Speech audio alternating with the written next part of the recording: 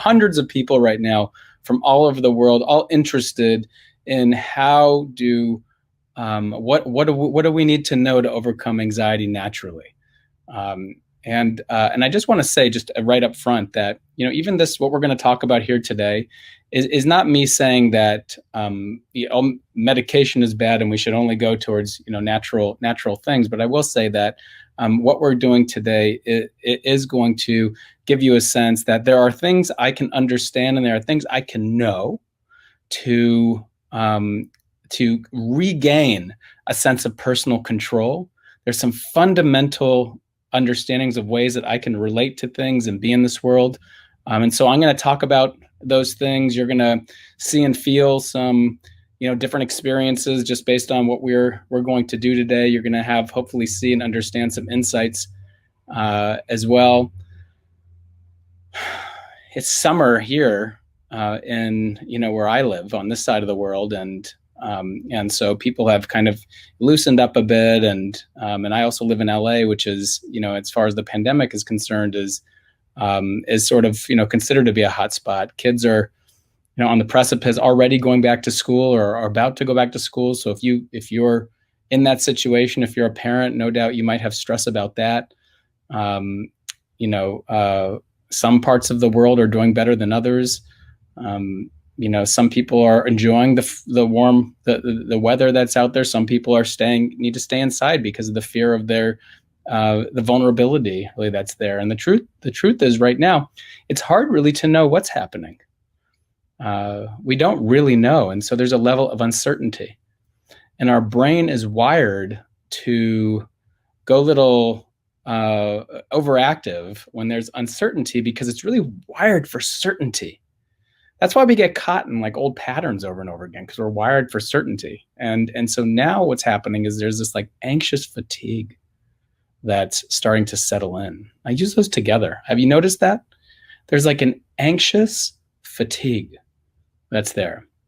It's as if there's a point where, and at times this may be hitting you at some points more than others, but there's like this wall that many people, are hitting from time to time. And there's a anxiety underneath it, a fear underneath it, and there's also a fatigue, around it.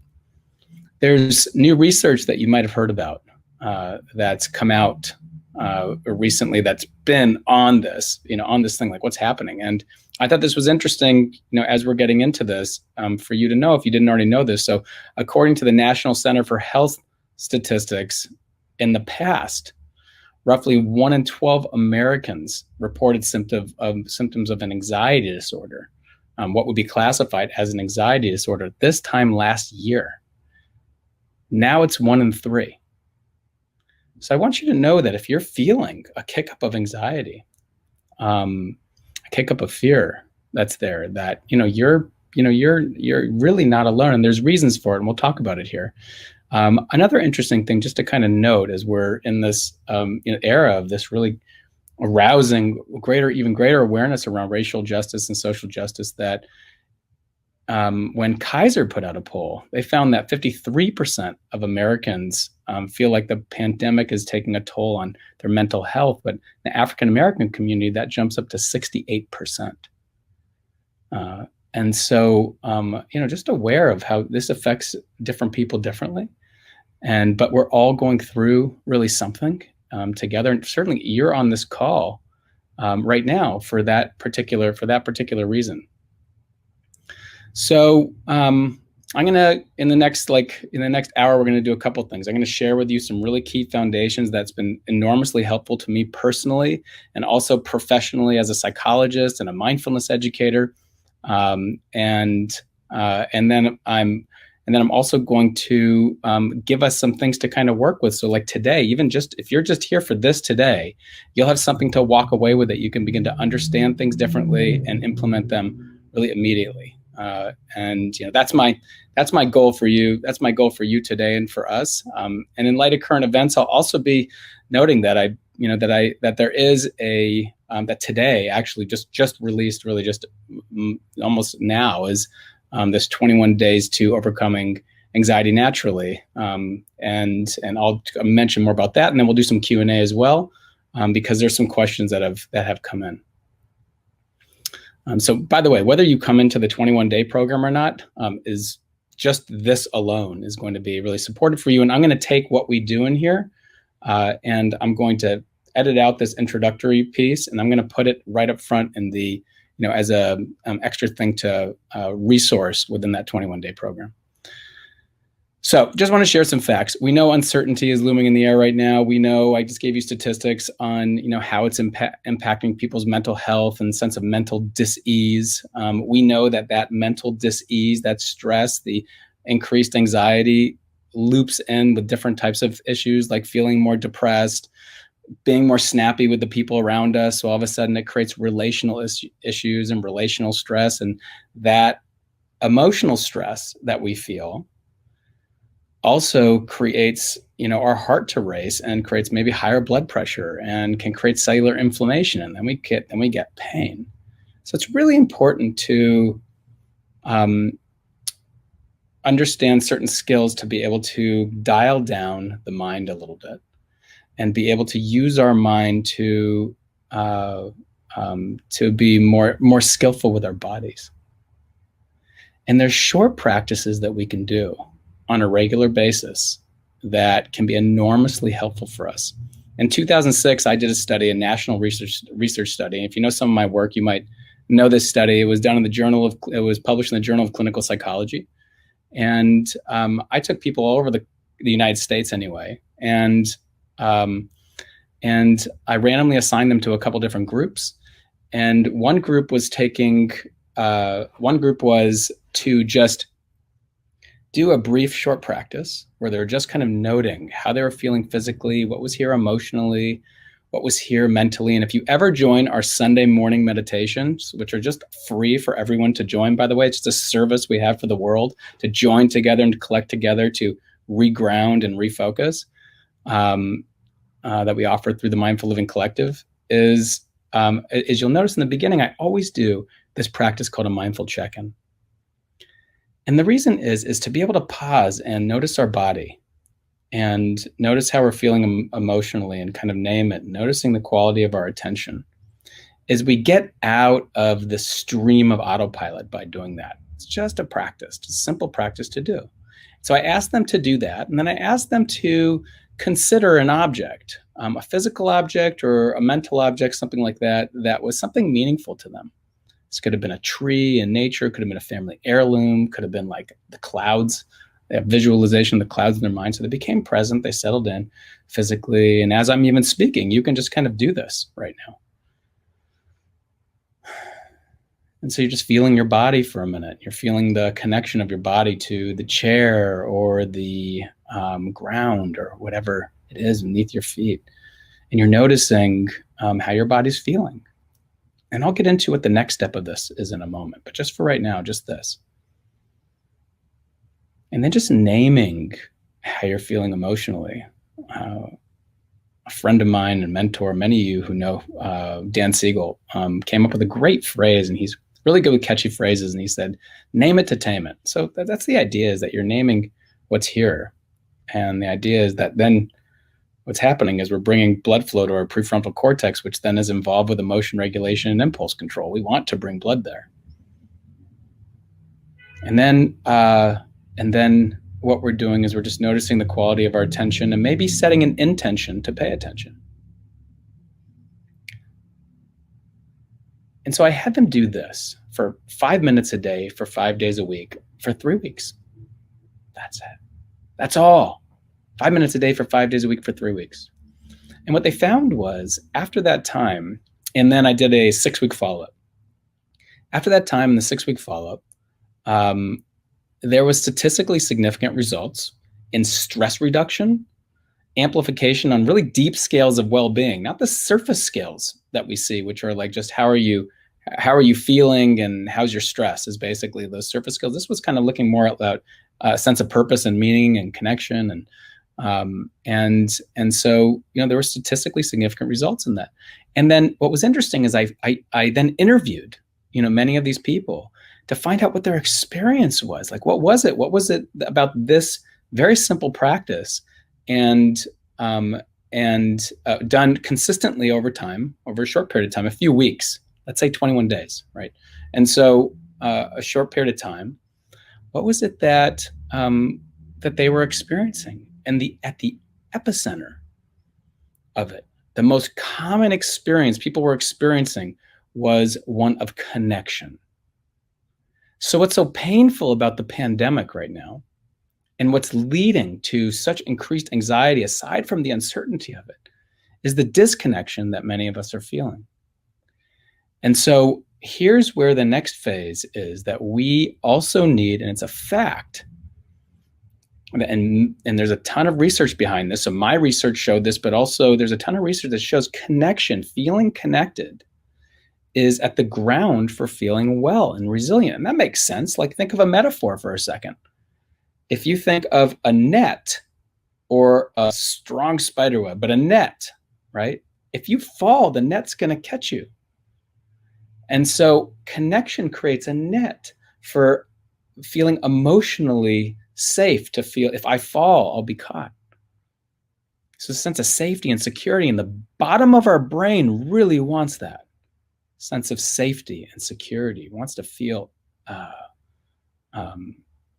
secure. Yeah.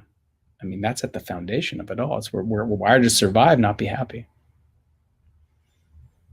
So those are the three important facts around the reality of our uncertainty, the reality of that there's small things that we can do that make an impact on our well-being and resiliency, and that connection is at the epicenter of it.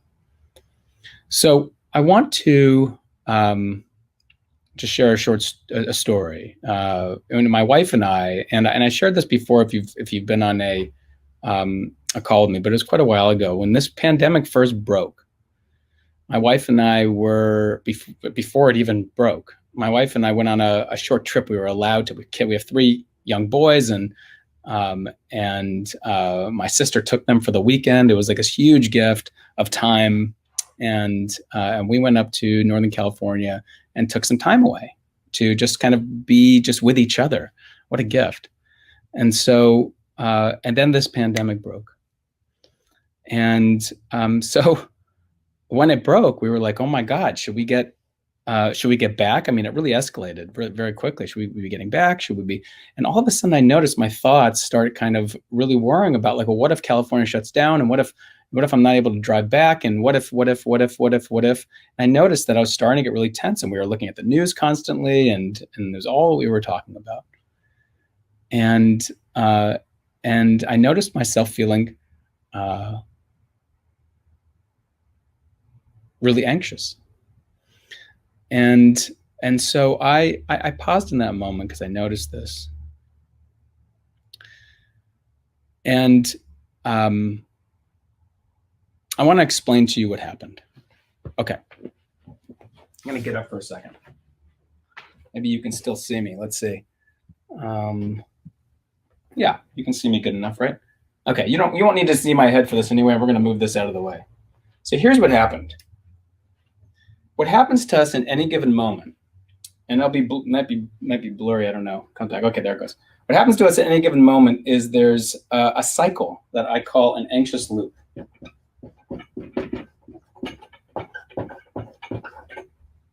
Okay?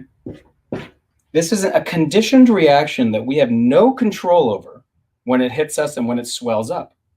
So what happens is an event happens.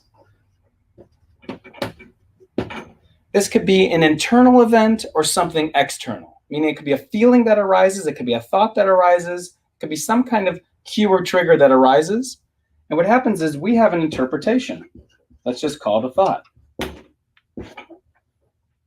Oh my God, is this going to be like this forever? What if this is like this forever? This is going to be unbearable. I can't handle this. Maybe someone else can handle this, but not someone like me. Right? I'm not safe. So I'm going to die. Something like that's going to happen. Then we start having an emotion. Right? Then we start having that emotion comes with it a sensation. And that sensation then comes with an action. Call this the anxious loop. This is going to be enormously helpful in a moment. Okay? Again, you don't need to see my head, so don't worry about it. My head's just completely unimportant. And by the way, just a short moment. My teachers, when I was in middle school, or it was junior high back then, when I was in junior high, came to my parents and said, you know, you really need to get your son computers had just like kind of come out and people were starting to get them in their house or whatever. You need to get him a computer because we really can't read his handwriting. And if he could just get a computer, he might be able to really express himself better. So anyway, if you can't read this, then you're in the same place as my teacher. So here's what happens for me. I was up in Northern California. This pandemic hit. I had this thought. Oh my God, what if I'm not able to get back to my kids and we get stuck out here? What if it's like quarantined in this place? This wasn't before quarantining was ever, was even happening yet in that moment. My mind went to this place. And the emotion was fear, anxiety. And what happened was my body started to tense. My heart rate started going up. My stomach started to kind of like, tense up too. And I started to sweat. And then what I started to do was check the news, constantly doing that. Meanwhile, there was an ocean in front of me. There was my wife, who I just really wanted to spend time with, connecting in front of me. But this is where my brain was telling me to pay attention, was this stuff. Which after I was checking, seeing all the news, the thought was like, oh my God, we're going to hell in a handbasket. I don't think we're going to survive this. Like what's going to, so this is all happening very quickly, right? So what happens is when we're in this conditioned reaction, what's going on is the blood flow is retreating back to the limbic center of the brain. Remember, this part right here is involved with emotion regulation and impulse control, executive function. It's the part that kind of has perspective. It's what looks down onto this emotional center, this amygdala, let's say, in the center of our brain, and says like, hey man, you're really overreacting. Like, let me show you let's just do some things for you to chill out. And then we can kind of get perspective on this situation. But I didn't have that because the blood flow had retreated there. How do we get the blood flow back to the front of our brain? So study out of UCLA showed people a couple different images of a woman feeling really afraid and a man feeling really angry. And to one group, they said, they just showed them the images and they showed a lot of activity in the amygdala, right? Not a lot in the prefrontal cortex. They showed the same images to another group and they said, can you tell us how they're feeling? And so they said, oh, she's feeling really scared. He's feeling really angry. And they showed a lot more activity in the prefrontal region, which is where we want it. We need that strength up there to be able to look down on the amygdala and say, what is it that I'm actually needing right now? What's happening? I want some perspective. I need some space. I need to get into that space between stimulus and response, which Viktor Frankl talks about. I need to widen that space where there's more possibility. I'm more aware of the choice points that are there and also the potential for growth. So I took a deep breath. I named it. Oh my God, we're really caught in this anxious frenzy right now. That's happening right now.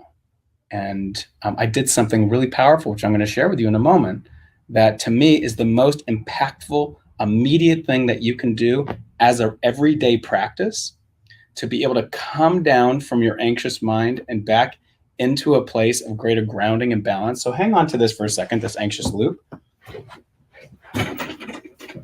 So one of the things we want to get better at naming is this anxious loop. And so I lead before pandemic, but workshops and do talks all around the country in different parts of the world. And this thing, and in Uncovering Happiness, I call this the depression loop. It's very similar. And this, being able to name this and write out what your loop is so you can get some space from it, is one of the most important things you can begin as a foundation. And if your mind's saying like, you know what, that's not new, I kind of learned that before, then what we want to do, that may not be, but what I want to do is just bring it top of mind for you. So you can kind of bring it back into your awareness, because it's really, really powerful, right? Really what we want to do, if I kind of swing this around again for a second,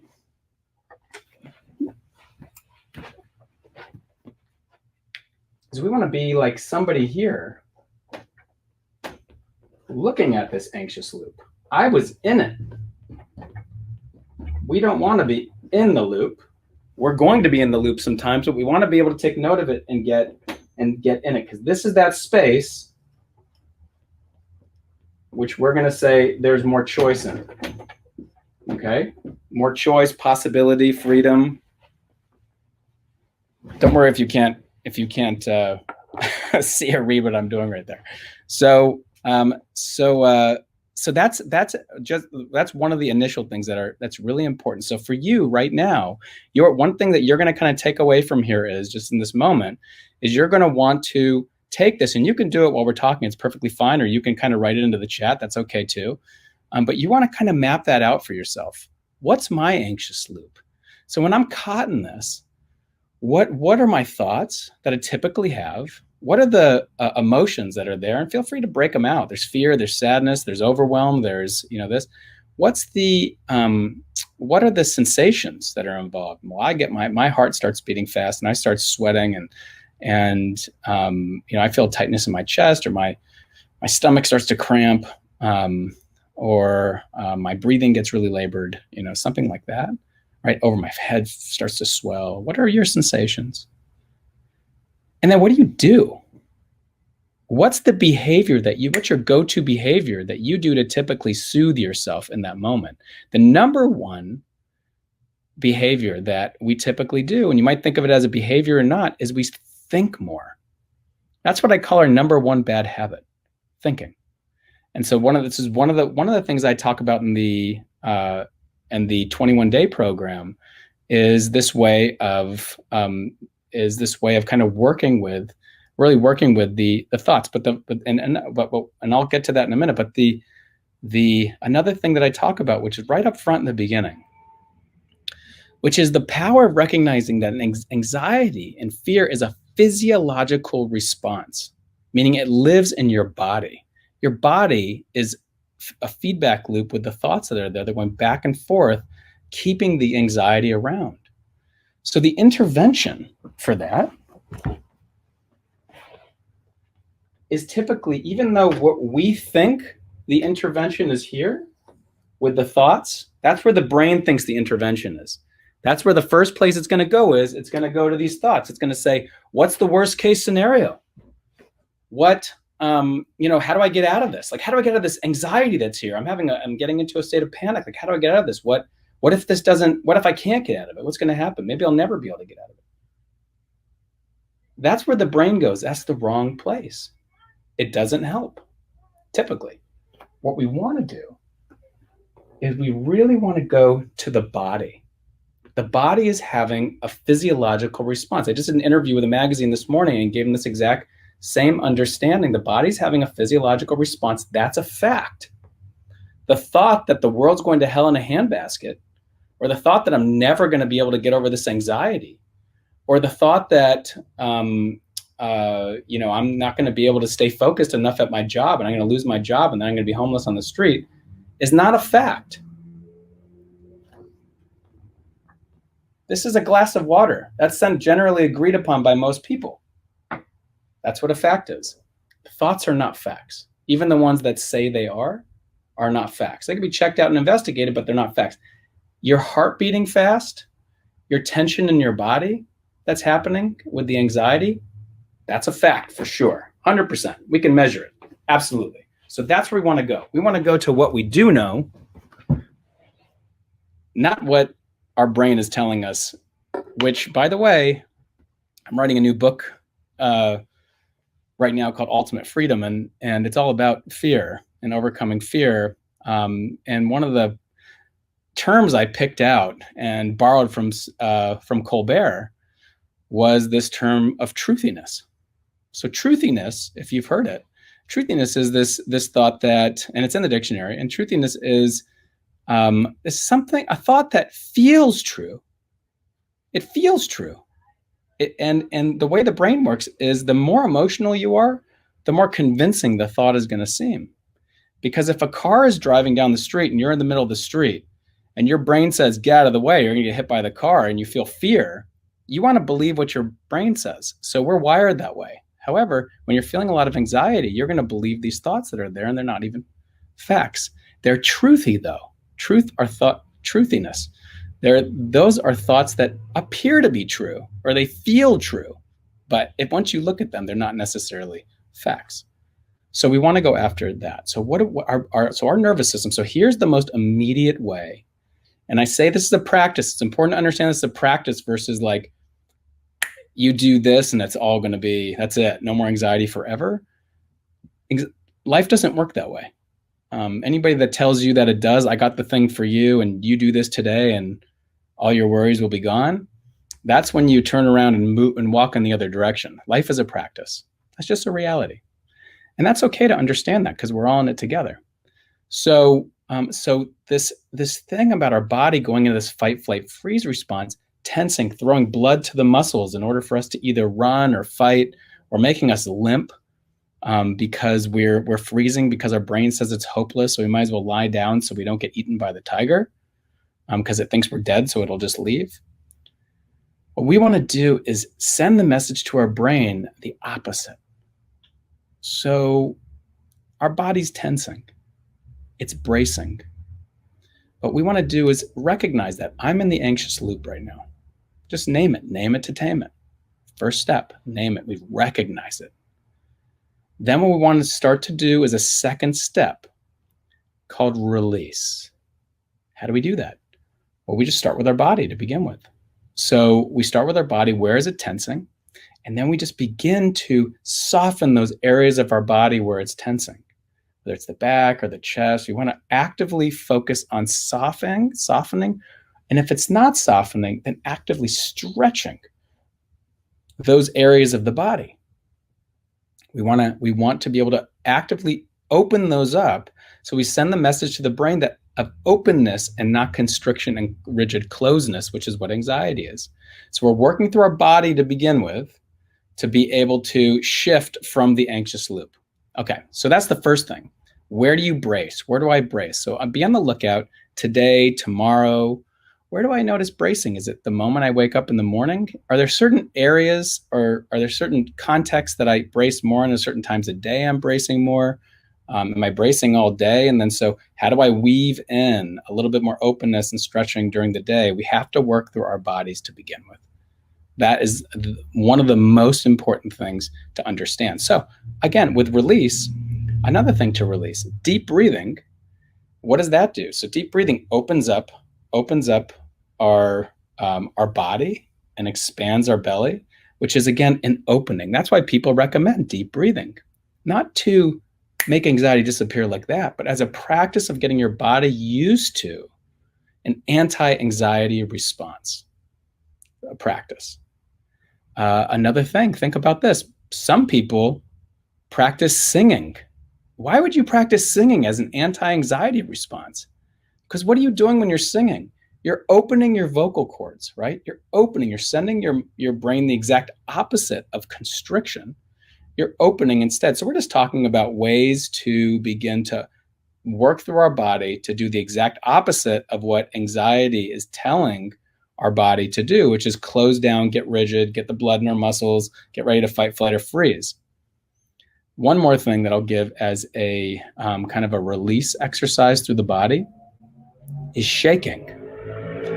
Have you ever done this before? If you've ever done something like Qigong or something like that, you're shaking. You're literally,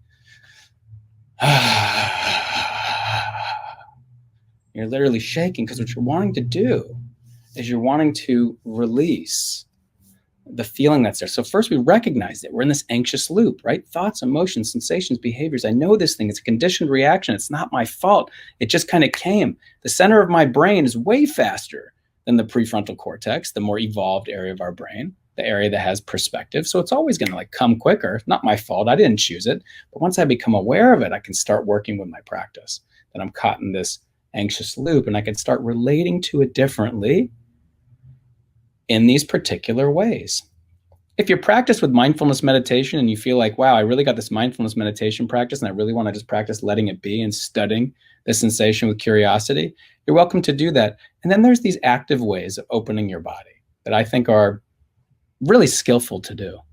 And so this is a practice. So we're playing with this. If you know my work, I really use that word intentionally, that word play. And so first step, recognize, release through the body. That's the key. Okay, that's a really important key. So another thing I want to talk about is these three. Does that make sense to everyone? That makes sense to you? Anxiety and fear is a physiological reaction, right? It's conditioned. You don't think like, wow, I think I'm really afraid, and then you start getting really afraid. The fear comes. It's automatic, right? It happens in more subcortical layers of your brain, and then you're physiologically aroused. And so we have to work with the body to send those signals back there. We don't try and think about it to say like, well, from a really anxious place, what should I do right now? Like, how should I plan? Like, what are the catastrophes I should be planning for? Your brain's going to do that for you anyway.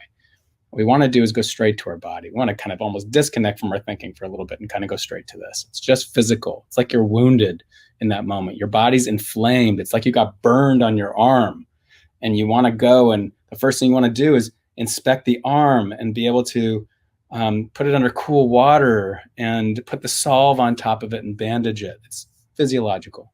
That's the first thing we want to kind of do. Dancing, I love that, Ramnik. Dancing, absolutely.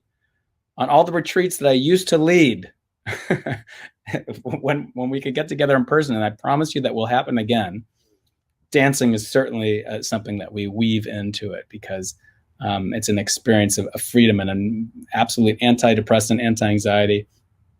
Dance while no one's looking type of thing, right? Okay. So this is just like some of the stuff that's within this, just like a tip of what's in this 21-day program, but just on its own, it can be really powerful for you, just this. So I want to talk to you about something else, which is really, really important because it happens unconsciously, and it really adds to the anxious loop, and it happens automatically, and you'll be totally caught off guard, and you may not even notice it's happening. So here's 3 common mind traps, and there's more, by the way, but here's 3 common ones. We have this group in the Mindful Living Collective called the Inner Core, and we are going over some other mind traps today. And we get together in the early part of the week and in the later part of the week, and we really kind of have meaningful conversations and circles around like really important stuff about living well. In this case, it's about finding our way back to center. And so these 3 common mind traps are important because wherever your brain focuses, have you noticed this? Think about this for a second. Wherever your brain focuses, it tends to arouse a certain energy, which then tends to influence where you're going to pay attention in the next moment. So whatever you're focusing on is going to arouse a certain energy that's then going to influence what you're focusing on. And that's another type of loop that's happening. And so wherever your focus goes, this energy tends to flow, and that influences our focus. Some people say, and then that's how our brain grows. You know, this idea that neurons that fire together wire together. So this weaves in from what we were just talking about, and it kind of builds on this. Now, I mentioned to you before the idea that thoughts aren't facts, even the ones that tell us they are. And there's an experience that I'm going to talk about this experience, and you may have gone through something like this before if you've been on other retreats with me or webinars with me or something like that. But consider this for a second.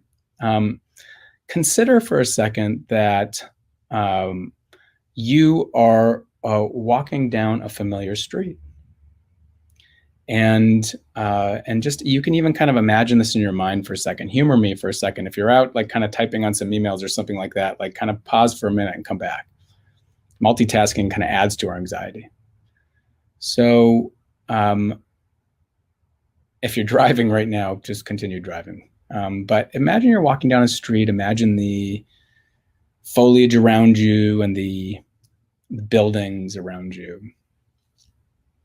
Imagining this is maybe a time where there's no masks quite yet. As you're walking down the street, in the distance, you notice somebody walking towards you. And as they get a little closer, you notice they're a friendly acquaintance. And as they get even closer, you smile and you wave. And they just look at you and walk on by. They just look at you and walk on by. What are you thinking? What are you thinking right now? So go ahead. Um, I want you to comment in, what you're thinking. I noticed Natalie as like what you're thinking, like what you're thinking about, what in that moment, what happened when they looked at you and walked on by? What thought did you have? How did you feel? I noticed Natalie wrote water activities are helpful, shower, swimming, etc. So let me just, while everyone's typing in here, let me just make a little note here. We're talking about these foundations, right, of overcoming anxiety naturally. It goes without saying that exercise, and good sleep, which is hard to come by when we're feeling anxious, diet, the food we eat, and the food we eat all are other really strong foundations for working with anxiety naturally and doing an inquiry into, am I moving my body regularly? That's really, really important as a natural anxiety relief. Am I eating refined sugar foods constantly, or like loading up on carbs so that I spike up and I crash down, which makes me more susceptible to feeling anxious? Looking at the foods we're eating. And then like, what can I do to find more rest? What can I do to find more rest if we're not getting good sleep? And that's a whole nother talk I have. And I do a whole workshop on insomnia that and sleep within the 20-day program. I give access to this other workshop in that. So it's a whole nother hour entirely. But so here we go. I'm thinking, what the jerk? WTF, rejected. They didn't recognize me. Are they mad? What did I do? Hurt. What the hell? Maybe it's someone else and I was mistaken, or maybe they didn't see me wave. See, that's very different than what a jerk. What the hell? I'm not that any are good or bad. I'm just noticing the differences. What did I do wrong to upset them? What did I do wrong? What's wrong? What happened? I would think, what's up with her? Did I do something? What did I do to make them angry at me? They don't want to be my friend. Did I do something wrong? Felt ignored. So we're getting a lot of, did I do something wrong? What did I do? Rejection, invisible, ignored. We got a couple people saying, what's wrong with them? Or is there something going on with them right now? Colleen said, I thought to myself, I'm not in Mexico where my experience is. People say hello to everyone who walks by. My second thought was, what is their problem? I would feel sad and a little disconnected. I'm anxious they didn't respond. Wonder if I did something wrong. Is something wrong with them? So on the one hand, you get, did I do something wrong? And someone else says, what's wrong with them? Oh my goodness, I have a facial recognition thing and this actually happens to me. I think it's someone I know, but it isn't. And so then I just feel really bad. Okay. I would feel hurt, confused, embarrassed. I'm not cool enough for them. I'm not cool enough for them. I'm thinking, why are they upset with me? Yeah, why are they upset with me and needed this? Isn't that interesting?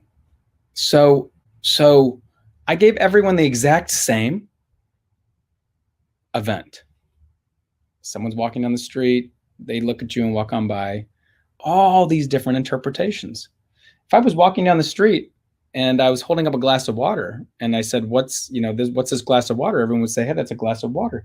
But facts are things that are generally agreed upon by most people. And so you might say like, well, hold on a second. That's not cool. Well, we were all thinking about different people. So, how could you say that? And I'll guarantee you, and you know this in your own DNA and bones, that if you're not feeling well and you walk down that street and this same thing happens, and you'll have one interpretation. And if you're feeling great, something has happened, the pandemic was lifted, you got to hug and be with everyone again, and this happened or whatever, that or you just came into millions and millions and millions of dollars, if that matters to you, then it would be like, oh well, or what's wrong with that person? Maybe something's going on with that person. You'd have a totally different interpretation, most likely.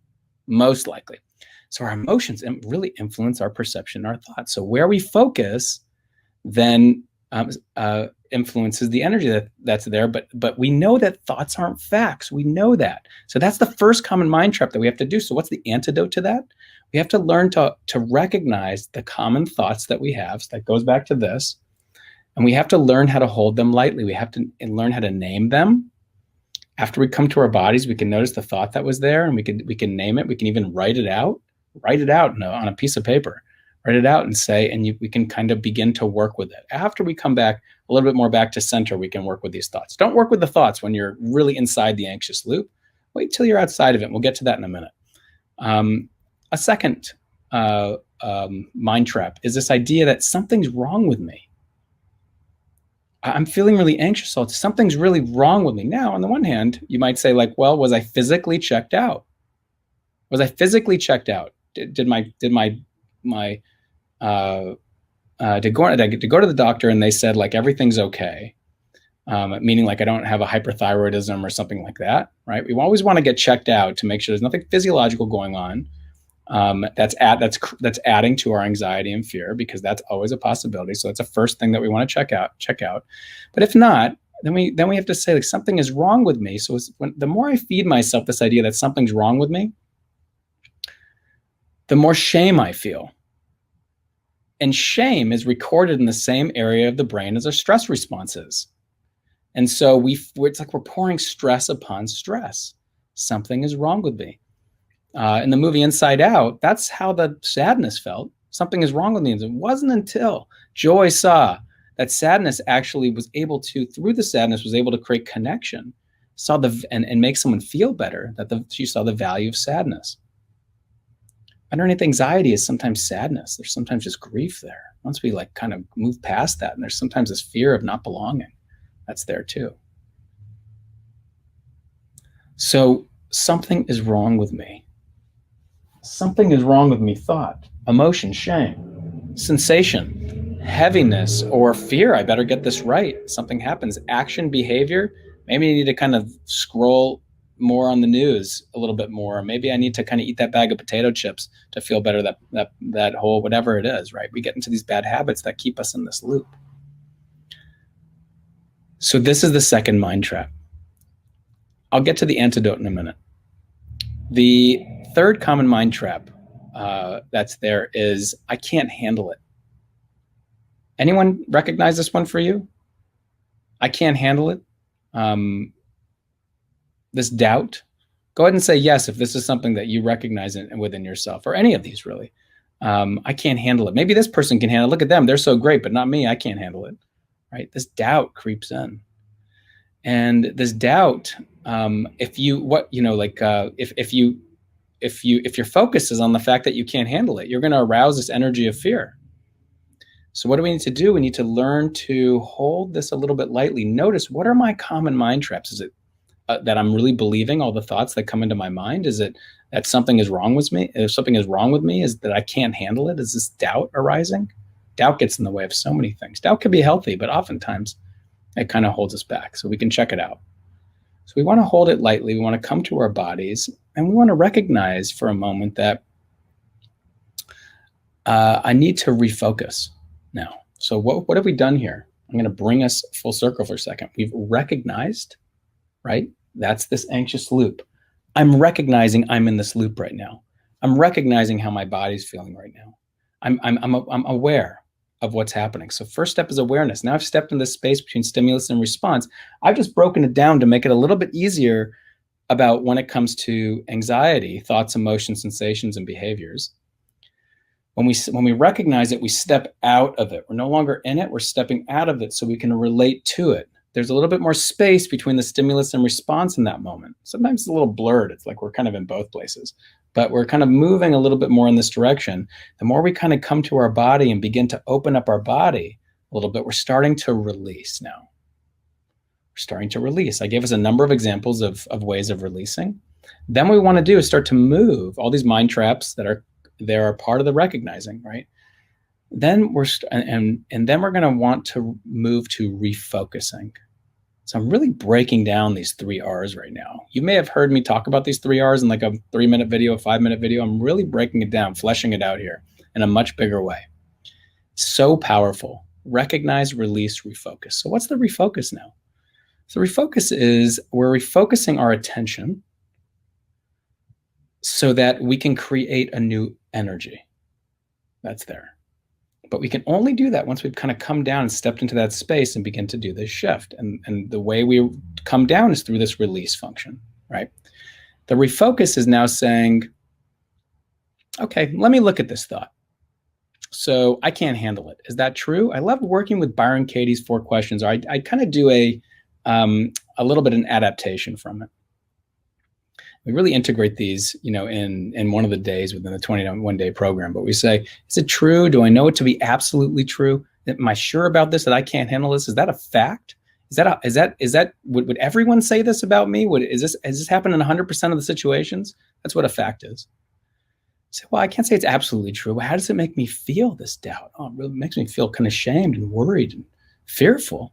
What does it make me want to do? It makes me want to look for more news, or it makes me want to check out, or it makes me want to fall into XYZ bad habits. Some people ask that question and they say, it makes me really want to exercise. I'm like, oh, that's great. That's good for you. But for a lot of people, we go more into the kind of bad habits for soothing, right? So we kind of really get a sense of really objectifying this experience that's here. And then once we're in that, we've widened that space a little bit more between stimulus and response. The perspective is really growing right now. And then I said, what would it be like if this thought wasn't here? Since it's not a fact anyway, can I even imagine what would be different if this thought wasn't here? How would I feel? What would it make me want to do? Consider that for a second. With these mind traps you have, or these self-critical thoughts that you have, or these anxious thoughts that you have. Consider those questions for a moment. Is it true? Do I know it to be absolutely true? Opening the door a little bit by realizing that you don't know it to be absolutely true. How does it make me feel? So I'm objectifying a little bit more, and see if you can feel it for a moment. Yeah, it makes me really sad or anxious, or what does it make me want to do? And what do I typically do? Oh, maybe I worry about it more. Maybe it makes me want to worry more. Maybe that's what I want to do. What would be different if that thought wasn't here? So then you can play with flipping it too. I call this encouraging positive thoughts. And we say the opposite. Well, I'm safe. I'm actually quite safe right now. Is that true? I don't think so. I don't feel like it is. So there's the truthy thought coming up. But is it possible that it's true? Yeah, it's possible that I'm safe, I guess, right now in my home, whatever this place. If every cell of my body believed that thought, how would it make me feel? I guess I'd feel pretty good. I'd feel more at ease. And what would it make me want to do? I guess I'd be more free to do X, Y, Z, this and that, whatever it would be. And then can I allow myself to just let the neurons fire into that imagination for a moment, and let myself feel how it would feel just being with that. So we can kind of play with that. This is a way of releasing. Taking a deep breath, making a sound is another way of releasing. The very first meditation we play with in the 21-day program, because in the 21-day program, what we do is we have a simple practice that comes out every day. That if you work with this very simple practice, it almost doesn't take any extra time out of your day. Some things you can just weave into it. Sometimes it's a mindset, and they're all videos that are explaining it. And then, but there's also a meditation I want you to play with for the week. And the very first one is one that some of you might be familiar with, that's called Relax and Retune. And you get 10, 20, and 30-minute options for this. The idea is to play with this idea of releasing. I want you to get practiced at it. Practice and repeat it. That's how we create a habit. Practice and repetition, right? And so we're kind of practicing it. We're playing with it. We're getting access to different layers of it. And so we're practicing this releasing. And then in that space, another thing that's important with the release and the refocus, is, so we're refocusing on this other question, the flip side of that, but we're also refocusing on the question, which is the epicenter of self-compassion, which would be, if you could just get that out of this practice of strengthening of self-compassion, which is a complete opposite to anxiety, is this, what do I need right now? You have to have the wherewithal to be able to ask that question. And with practice and repetition, it's top of mind, top of mind, top of mind. It becomes more retrievable.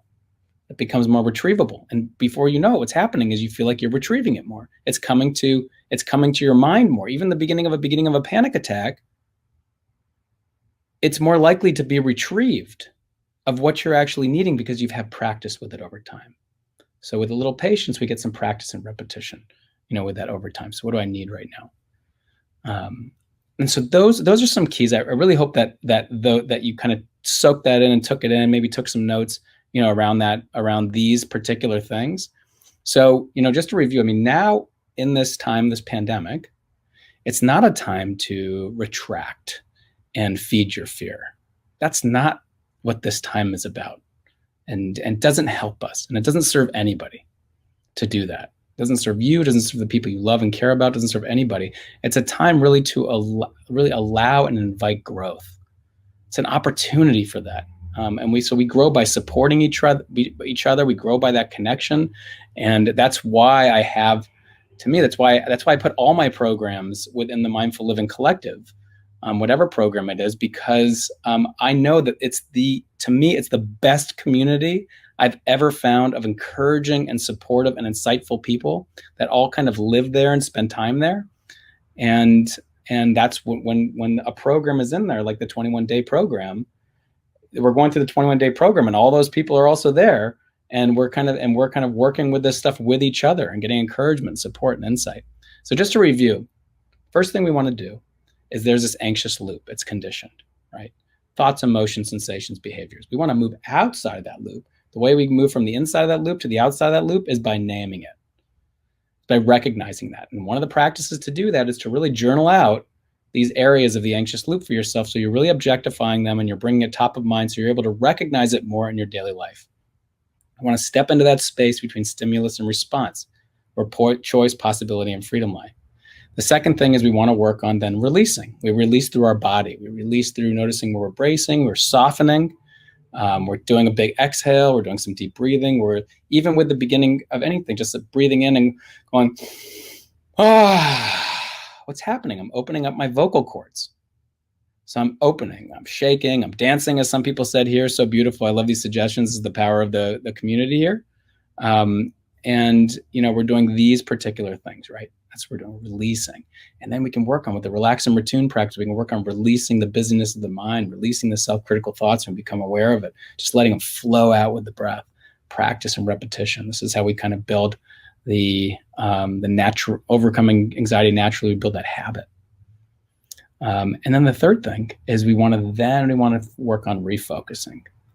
What do we refocus on? Refocus on doing an inquiry around the worries and the thoughts, maybe, if we have the wherewithal to do that. And we can work with that with those 4 questions. Or we can do the inquiry about what am I actually needing right now? I oftentimes use this metaphor, like the soup. I'm like a soup. The soup tastes really bitter right now. It's off right now. And so what do I need? What does this soup need in order to get sweet and feel more balanced? What am I needing right now? Am I needing to go outside and take a walk? Am I needing to connect with someone in whatever way I can connect with them? Because I'm focusing what I can do instead of what I can't do. What am I needing right now deeply? Am I needing to go into a meditation? Am I needing some yoga? Am I needing to stretch and move my body? What am I needing? Am I needing to look at the way I'm eating? Am I needing to shift my sleep habits? All real natural anti-anxieties. Again, eating, exercise, sleep. Again, a whole nother thing on insomnia that we can talk about, and that's in the I linked to that. I put that video within the 21-day program. And so there it is. So I keep it really simple for you. Recognize, release, refocus, in that way. And this is just the beginning, right? If you want to take this really one step further, that 21-day program just opened up. It's simple things every day for you to do, and we do it together. And every week you get a curated meditation practice just from me, specifically for me, and you have the whole thing for life. And it's completely guaranteed. So I'd love you to take advantage of that, because I'm in there anyway. But I want to get to some questions, because I notice I'm aware of our time as well. Let me put that in here, by the way, just so you have the link to that. And by the way, coming into that program now, just so you know, that's when a lot of people are going to be coming into it. So you're getting the support and encouragement of other people while you're doing that. So we'll kind of use what we've done today as a foundation for launching into the next 21 days together. And I can't wait to see the changes that actually occur and what happens and the questions and insights that arise over the next 21 days with everyone. So first question, how do I deal with automatic body response? How do I deal with automatic body response to a trigger? My mind is calm, but my sympathetic nervous system is triggered. So both Ava and Pamela brought this up. So I think in some ways we've kind of covered this. I just want to kind of bring it back. A trigger happens. That could be something on the outside. It could be a time of day, could be a location, could be a person, it could be a piece of news. It could be a sensation in your body. It could be something like that that triggers a worry. And then that triggers, then you're caught in that anxious loop. So you have to know first to name it, that I'm caught in this anxious loop, right? Name it, anxious loop, anxious loop, anxious loop. Say it 3 times out loud to yourself. And then recognize this is just me and my body now. And my body's inflamed right now. It's almost like you can imagine there's inflammation kind of happening. Okay, so I'm big burning. There's a burning happening. So what do I need to do to soothe? So I recognize it. I need to work on releasing just physically. I just need to, this is my, for the next 20 minutes, 5 minutes, 30 minutes, hour, it's just about releasing for me. So where's the tension in my body? Where's the holding? And I just need to be working on releasing. Take some deep breaths, make some sounds as you're exhaling. It's just physiological. Release physiologically in different ways that can be supportive to you. Whether that's the bouncing and the shaking, or whether that is the stretching and moving, or whether you can do that with your mind sometimes. We can soften. So that's what we want to do, is work on it physically with our body. And that's the foundation. Then there's things we can do every day that are small things, different mindsets we can weave in, and things that we can do that can help kind of build on each other, simple things. And that's what we do over the next 21 days together. Okay, how much anxiety is normal? The feeling of high alert status present for me most of the time, heart palpitations, tightness in upper chest. Is there such a thing as non-pathological anxiety, and what does it look like? So first thing I'd always say is, like, make sure you get checked out by your physician, of course, to make sure that he or she says, like, okay, it's nothing physiological with you. This is just anxiety, or this is just like your body doing its thing, or whatever. That's what we want to check out first. And if not, then there is anxiety there. Your nervous system is amplifying. It's going into a fight, flight, freeze response. And if you really check it out, I would bet, and I welcome you to let me know about this after you check it out. I would bet that it's not the same all the time. It's not on high alert most of the time. I'd almost want you to take a journal of it, and journal on a scale of 1 to 10 throughout the day, on the hour maybe.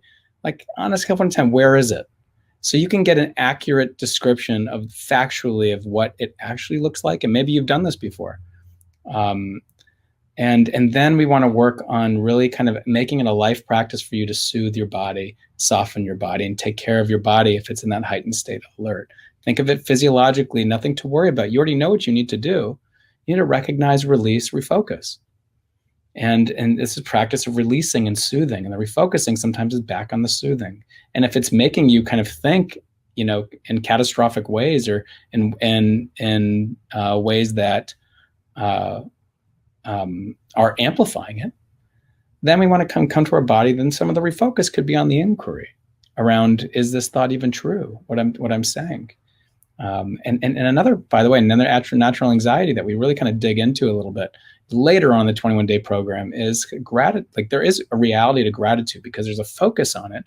When you focus on it, after you do some of the stuff we've talked about, link it into your life, think what you're doing. You're focusing on something which creates a different energy. It's an anti-anxiety energy that's there. And so we're working with it. Sometimes both can kind of be there, right?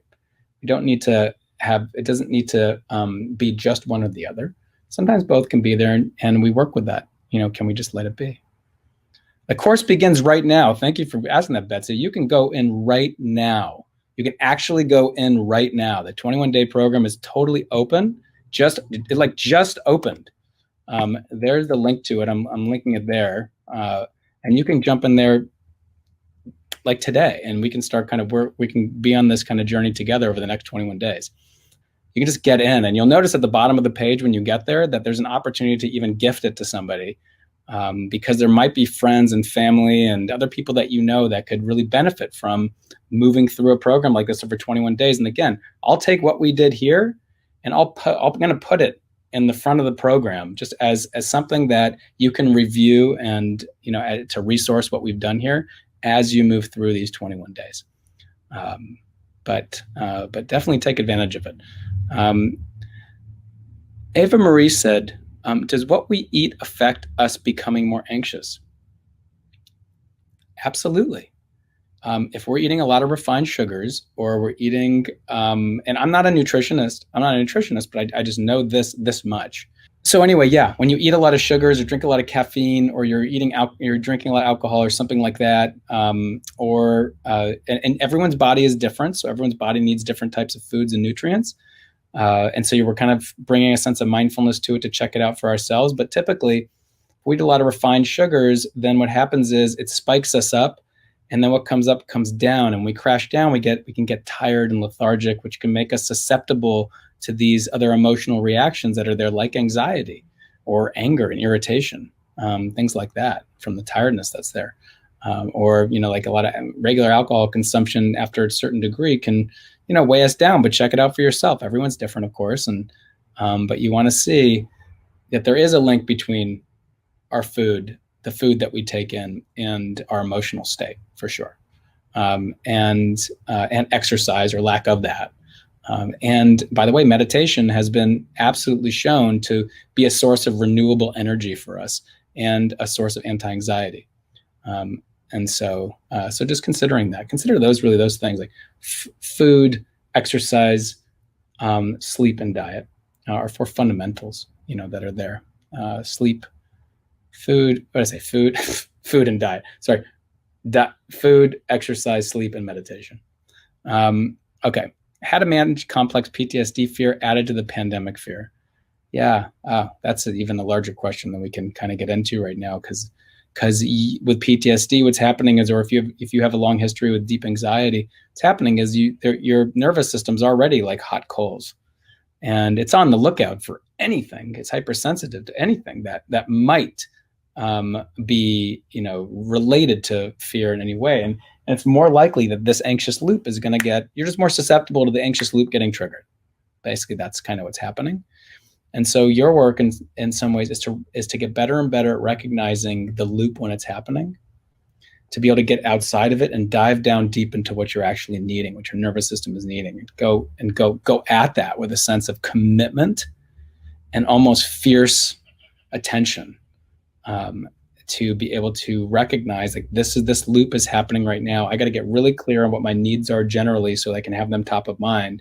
And I got to use that as a committed practice to kind of keep diving down into those needs when I notice my nervous system on fire. And of course, individual therapy and being in groups can be enormously supportive. And groups right now are, of course, online and Zoom, but we're noticing a tremendous amount of strength, encouragement, and support that's coming out of the inner core right now, within the collective too. Tips for dealing with panic attacks and disorders, struggling with a lot. Yeah. So that's very similar to the PTSD question. I only say that because with panic attacks and panic disorder, and this is not therapy right now, but it is as if your nervous system is inflamed, meaning like it's hypersensitive to triggers and cues that are there. And all we want to do, and I want to kind of share with you something that I shared earlier today with the inner core group, which is this idea that we can't control the panic attack we're not choosing it to come, right? But I used to deal with panic attacks and work with panic attacks, and I'll tell you that my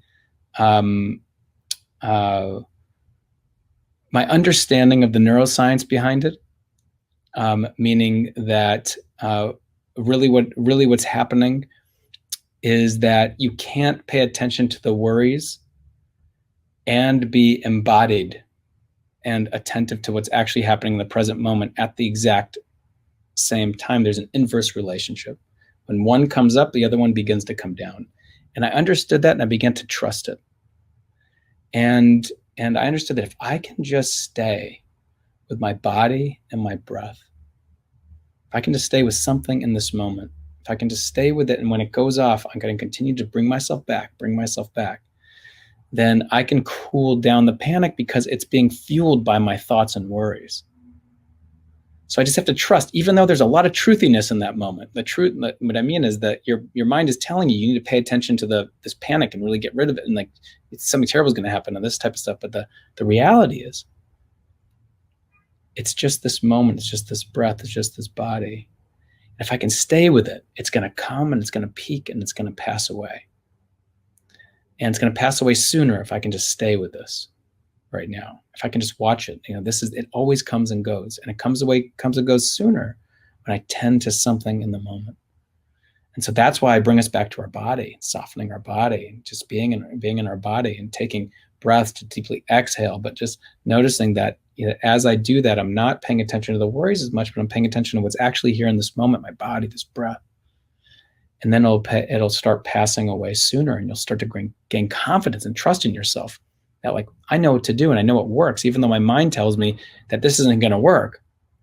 I know it works. It's just telling me some truthy lie because it's worried about, it's meant to survive. That's its programming. I want to be at peace and be happy. It's different programming. And so I'm going to focus in the direction that's going to bring more peace and ease and happiness. And that's if I just stay here, it'll help me with that. I hope that's helpful. We play with it and we trust. I know you're in the Mindful Living Collective, and so we'll continue to work on that. How can I support loved ones who struggle with anxiety? Well, I'll say this, Jess. If you want to share with them the 21-day program, you don't have to share it even. At the bottom of that page, there's a link, and you can actually gift it with like a note to them and everything, and it gets like sent to them, which is super cool. I thought it was anyway. New technology that I thought was kind of super cool. And so, please feel free to do that. Gift it. Again, I made it so affordable, at least in my mind, compared to what it could be, in order for like that kind of thing to happen so that it can spread and we can create ripple effects with it. And, there's not a barrier to someone saying, well, I can't afford this thing, or I can't, it's like we can and we can even kind of gift it to people because of the economy of it, because it should be meant to support people and help people right now. And that's why we made it so affordable. So helping children manage their anxiety. Yeah, you know what? It's so interesting. My children, of course, in one breath, will tell you how much they hate mindfulness because, of course, it takes their dad and their mom away, at times. Not anymore, really, because of the pandemic. But and in the same breath, they ask for the body scan like every night. And I get a call from my friend who I haven't talked to in 20 years, and he said, I just was on an app, and I was playing this meditation for my daughter at bedtime because she said it helps her sleep, and I realized that was your body scan or something like that. So that was kind of a kick. But sometimes just like making with kids, you want to be really playful. And I know Jess, pretty sure if this is the Jess that's in the collective, I know that you're in parenting and education, and so we want to kind of make it playful. There's so many resources through Mindful Schools and so many wonderful books that give ideas. I mean, one of my favorite things for littler kids is to introduce them to mindfulness, to manage their work with their anxiety through books, because they're going to read stories anyway. And there's so many good books out there now. And Buddha at Bedtime, and like there's so many that are so wonderful. So like that gets them to kind of get the ideas in a sneaky sort of way through kind of reading in books. And then you can have an inquiry with them like, what's that? I know you feel anxious sometimes. Anything in this story like relate to that? Or you notice how this character felt a little anxious? Like this is kind of what they did. So we're kind of planting seeds. And the thing with kids is to remember is that we're planting seeds. And we're doing it with adults too. Planting seeds. And then, at some point, the seeds begin to grow. My wife and I used to run a group called CALM, Connecting Adolescents to Learning Mindfulness. And one of the kids who came in was very resistant to being in there. And he was about 16. And then we came to learn 2 years later, he started a mindfulness club at his school. So we're planting seeds.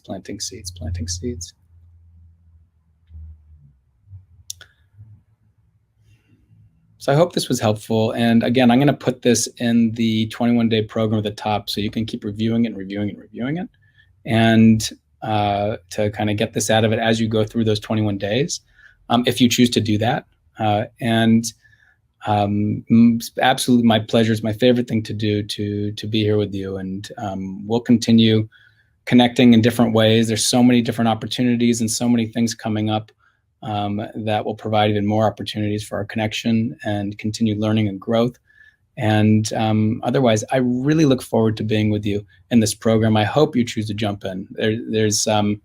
I truly believe in my heart that over these next 21 days that you'll find some real benefit in these kind of small ways every day of working with this. And if you do the meditations within too, and then you have this for life anyway, so you can continue coming back and reviewing it. I'll do one last pop of this in here because I know that this kind of gets lost just to make it easy for you. Oh, I can also just put it here. I should have just done that the whole time. Or not the whole time, but towards the end as we're doing this. So thank you, everyone. Any final questions? You know what? I'll stick around for another minute if I see any final questions. If you had a question that you asked earlier, it might have gotten lost in the feed. And so go ahead and pop it in again. And I'll take just a little extra time just to answer anything that you might have. This is going to be a tremendous 21 days. I really look forward to engaging with you. And again, I'll get someone who's really a leader in the field of kind of diet and mental health, and I'll have her do a little short masterclass around food and anxiety, and kind of put it in there for you as well.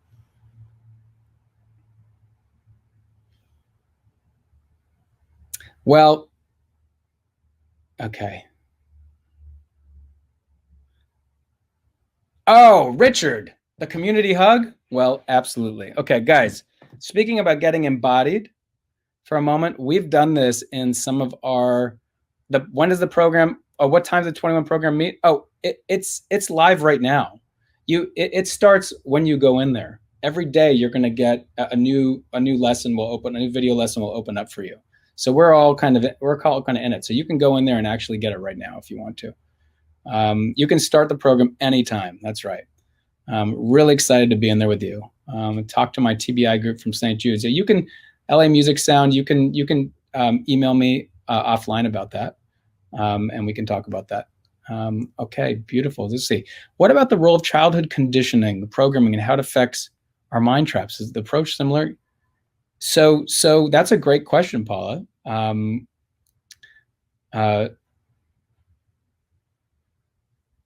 Anxiety can be both nature and nurture, meaning like it could be something that happened to you in your childhood. Again, I was just talking with this magazine this morning about this, and it could be something from many generations ago.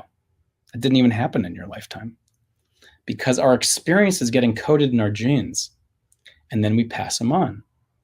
Now, whether that gets expressed or not depends on the person's life and the environment they have. That's a field called epigenetics. And so there is it is wise to have an understanding of where this comes from. And that's a whole nother thing about, if we're talking about like more psychodynamic therapy type of work, of understanding your childhood and healing the inner child. That can be enormously supportive. I think in this case, what we're talking about is we're talking about it more from a physiological perspective. We're talking about it more from a conditioned reaction that could be coming from your childhood, but it's a conditioning. And you're working on feeling a greater sense of personal control over that conditioning that's happening, understanding it better, and feeling a sense of personal control from it, and also feeling a greater sense of love for yourself as a result of it. And then while you're doing that, you may recognize and do some inquiry into your childhood, or maybe into the generations before you that might have had some trauma there, and do some personal work around relating to that child or that part of your history in a way that creates a sense of healing. And that could be tremendously powerful. So that's good. That's beyond the scope of this at the moment. But I will say that we're working with this first, and that's a different part of work that's worth doing inquiry around. Should we do this concurrent with? You could, Pamela. Yeah, it's simple. You could integrate it with that, absolutely. No, you could definitely integrate it. Let's see, anything else that's coming from anyone? I hadn't used that those letters on their own before. That's why I thought she's talking about a program called Find Your Way Back to Center. That's a program that's going on right now. Can I start the program anytime? Absolutely. Community hug. Back to Richard Gannon. Okay. So for those of you who are here, still have a couple hundred people here. And so this is really powerful. Back to getting embodied and feeling a sense of connection. And I want you to just, if you can, take a leap with this if you haven't done this before. Just take a leap for a moment. And humor us all and entertain this for a moment. So I want you to take a deep breath, and what we're going to do is we're going to do a hug. Now, you might have a phone, you might have a computer, but I want you to move towards that in a moment and wrap your arms around it as if you were giving us all a hug, as if we were all wrapped around in a circle together with our arms around each other. A couple hundred people around the world right now, arms around each other, all wanting the same thing, to feel cared about, to feel understood, to find a natural release of overcoming anxiety naturally, and feel the hug. Okay? On the count of 3. 1, 2, 3. Okay, so we're bringing it in. So just take a moment with this and feel a couple hundred people around the world. Feel the embrace. Feel the connection. Feel the love just for a moment.